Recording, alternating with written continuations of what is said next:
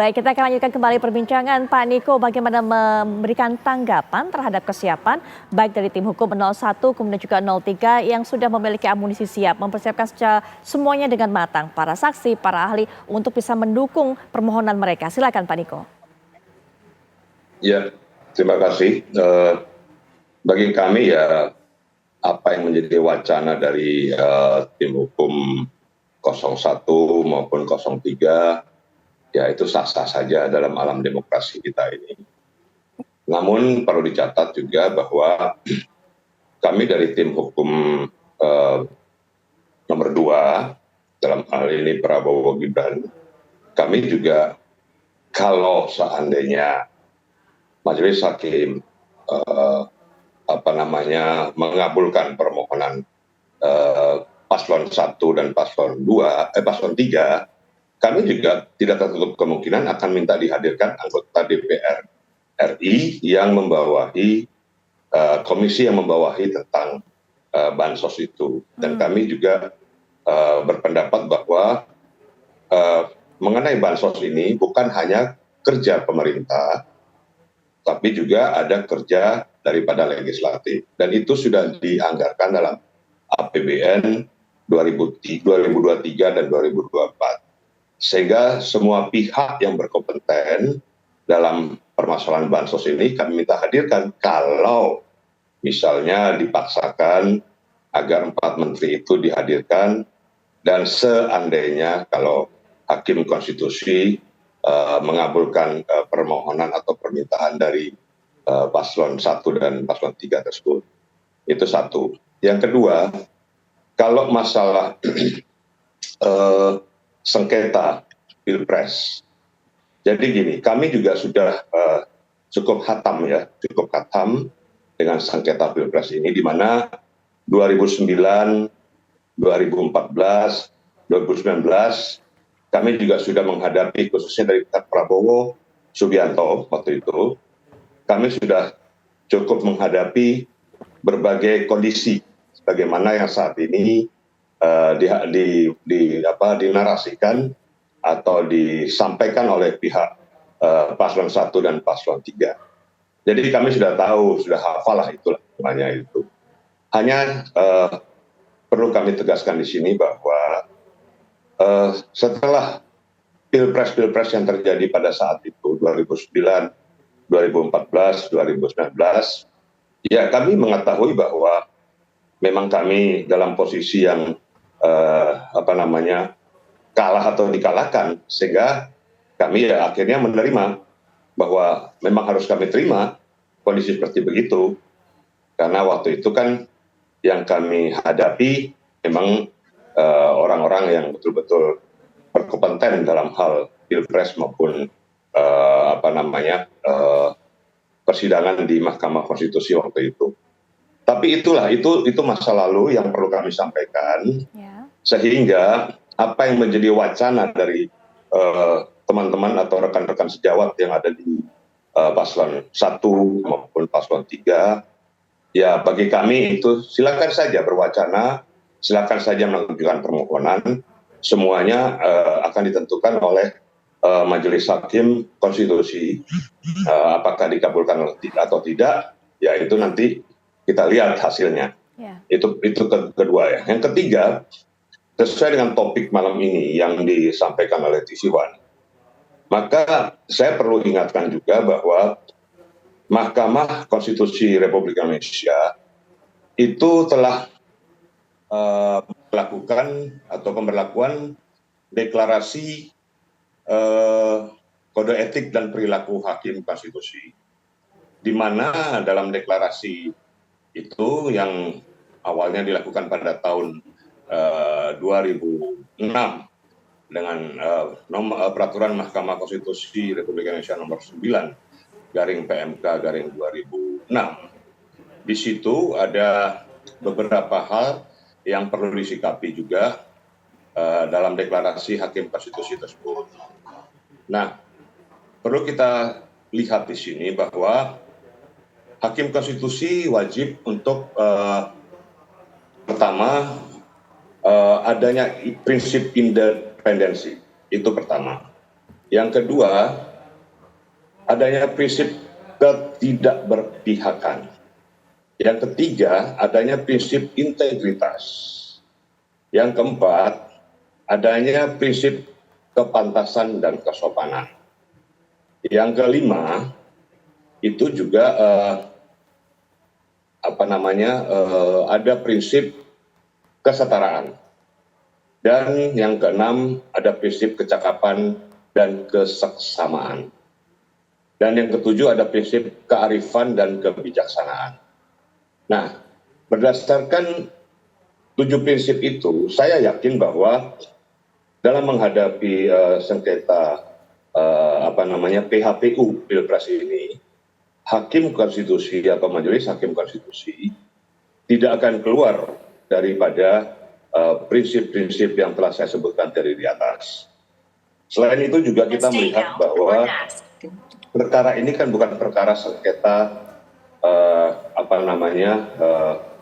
di luar PHPU Pilpres, di mana dalam Undang-Undang 7 tahun 2017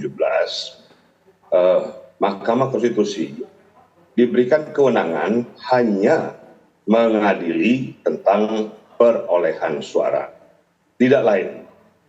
Sedangkan untuk pelanggaran demi pelanggaran yang terjadi, itu ada klasternya atau ada ranah dari Bawaslu, Badan Pengawas Pemilu. Sehingga apa yang disampaikan oleh rekan-rekan sejawat yang ada di kubu paslon 1 maupun paslon 3, ya saya melihat ini sudah over, dalam arti sudah keluar dari ketentuan yang diberlakukan di dalam Undang-Undang 7 tahun 2017. Nah, adapun seperti tadi yang dikatakan oleh rekan dari 03 atau rekan dari paslon 3, bahwa wacana atau permohonan itu dengan tujuan untuk menemukan atau refining. Ya, bagi kami itu nanti tergantung hakim. Korelasinya ada atau tidak, relevansinya ada atau tidak dengan perolehan suara itu. Jadi bagi kami tidak mempersoalkan itu. Silakan untuk memohon, kami juga akan memohon. Bila dikabulkan, kami juga ingin dikabulkan. Bahwa kami ingin menghadirkan juga para anggota Dewan, DPR RI, dari komisi-komisi yang membawahi tentang bansos itu. Dan anggota Dewan ini kan di dalamnya juga yang membawahi komisi-komisi itu lintas partai. Bukan hanya satu partai, 2 partai. Tetapi ada juga partai dari kubu nomor 1, ada juga partai dari kubu nomor 3, dan ada juga partai dari kubu nomor 2. Saya kira itu yang perlu saya sampaikan, sehingga hal-hal yang saat ini berkembang dalam persidangan, ya kita ikuti saja. Dan apa yang menjadi permohonan dari pihak paslon 1 dan permohonan dari pihak paslon 3, kami sudah pelajari secara teliti dan kami juga sudah menjawab di dalam jawaban kami, keterangan kami sebagai pihak terkait. Nah, untuk saksi-saksi juga kami juga akan menghadirkan saksi-saksi kami untuk membantah atau untuk mengcounter apa yang didalilkan oleh pihak kubu paslon 1 dan pihak kubu paslon 3. Saya kira itu jawaban sementara dari saya. Mungkin kalau ada hal lain akan saya jawab kembali. Terima kasih. Baik Pak Niko. Kita tahan sampai di situ dulu untuk Pak Niko. Prof. Firman juga bisa berikan pandangan. Tadi sampaikan oleh Pak Todung, memohon untuk dihadirkan ada 4 menteri, Menko Perekonomian, kemudian Menko PMK, Menteri Keuangan, kemudian juga Menteri Sosial membahas mengenai hal ini. Pertanyaannya, apakah ini sesuai dengan prosedur? Karena ada juga yang memberikan pandangan bahwa bukan kewenangan dari MK untuk bisa menilai dan juga menghadiri hal seperti itu. Bagaimana cara penggunaan dari APBN? Nah, itu. Ya, sebagai forum konstitusional komplain ya bisa saja alasan-alasan itu disampaikan oleh Prof. Todung dan Mas Heru Widodo ya, dalam konteks mencermati atau memotret apakah kredibilitas, independensi lembaga pemilu dan produk pemilu itu bisa dipercaya atau tidak. Nah, Namun sekali lagi ini karena dalam referensi dikatakan judicial restraint, jadi ada keterbatasan kewenangan lembaga peradilan termasuk MK.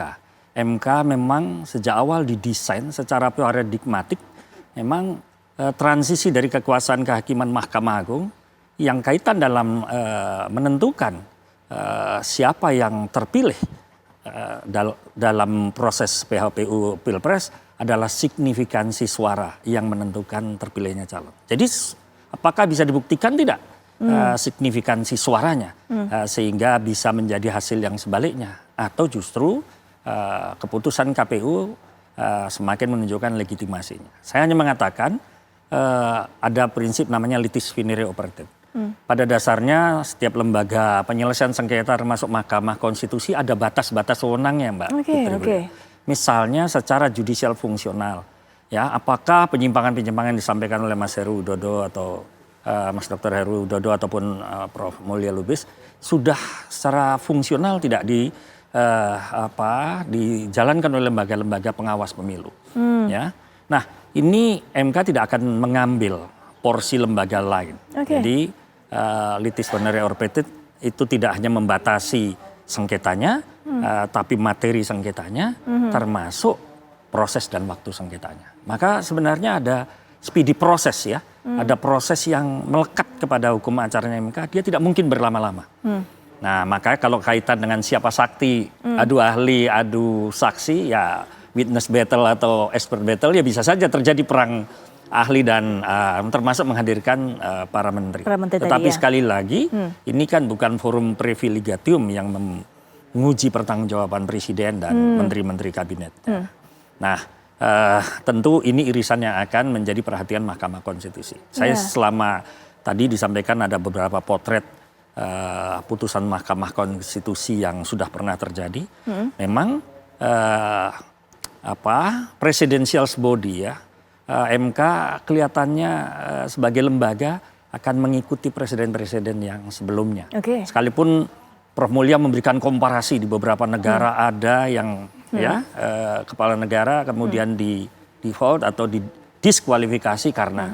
Tetapi struktur desain lembaga Mahkamah Konstitusi Indonesia saya rasa tidak jauh dari desain awal transisi dari Mahkamah Agung kepada Mahkamah Konstitusi, yaitu menilai signifikan tidak suara yang ada pada calon itu untuk memastikan siapa sebenarnya yang memenangkan pertarungan Pilpres sekarang. Baik, Prof. Todung, ini ada masalah di ranah kewenangan. Apakah betul kemudian apa yang dimohonkan oleh 01 dan 03 ini memang betul tempatnya ini ada di MK? Nanti bisa diberikan tanggapan, termasuk juga kalau tadi dikatakan oleh Prof. Firman, kalau melihat bagaimana MK kita selama ini akan mengikuti keputusannya presiden-presiden sebelumnya. Berbeda dengan MK di negara lain. Nanti Prof. Todung untuk bisa berikan pandangan, kita akan jeda sejenak. Apa kabar Indonesia Malam akhir pekan akan segera kembali saat lagi.